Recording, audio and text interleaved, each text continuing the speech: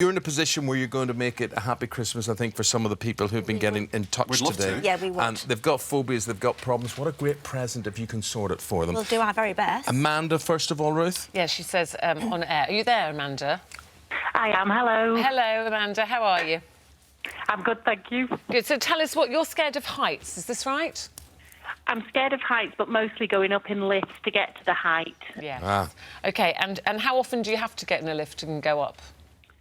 Well, every day, all the time, you know, you go to hotels, you go to work, and I'm about to move to a new office in the new year, and it's on the 13th floor. Oh, Yeah. OK.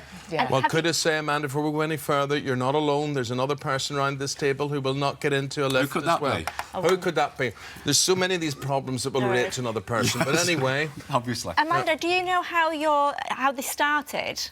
Have you any idea? Yeah, about 10 years ago, I was working in the centre of Manchester, and I had my car in the NCP car park, went up in the lift, and I was only going up about 5 floors, but the lift started going up and down and wouldn't open the doors, clearly a malfunction.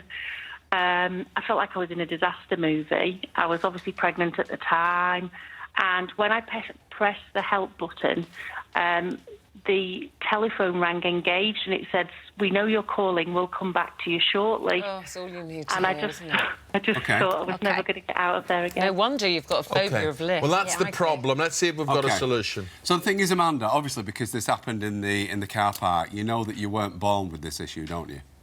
Yes. Okay, so and you know you've clearly identified that this started when you got stuck in this lift and it was going up and down, and in your words, and it's the thing is, situations affect us by the way that we describe them, and interestingly, you call this a disaster situation. So, what was the disaster? You know, did you get out of the lift? Yes. Okay, so where was the disaster on that particular day?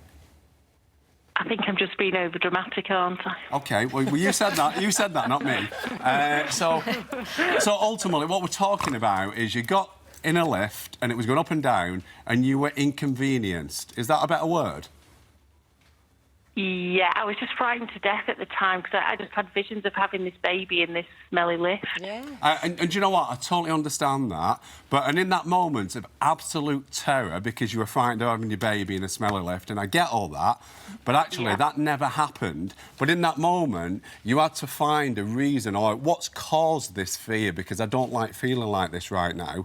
And because you were in the lift, you actually blamed the lift. But ultimately, the lift didn't do you any harm, did it? No.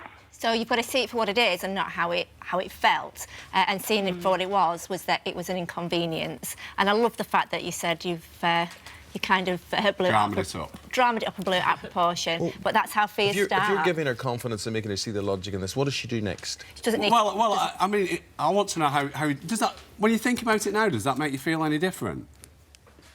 It does, yeah, because I know in a way it's not right to feel this way.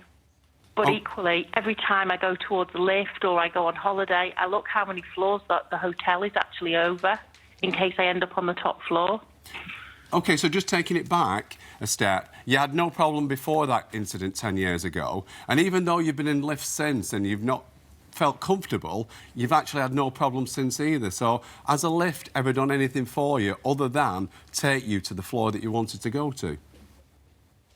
No, it's been perfectly well behaved since. OK. I'm with that, Your Honour. Our case rests. Yes. Thank you very much. Thank Happy you, Christmas, Amanda. Good luck in your new office.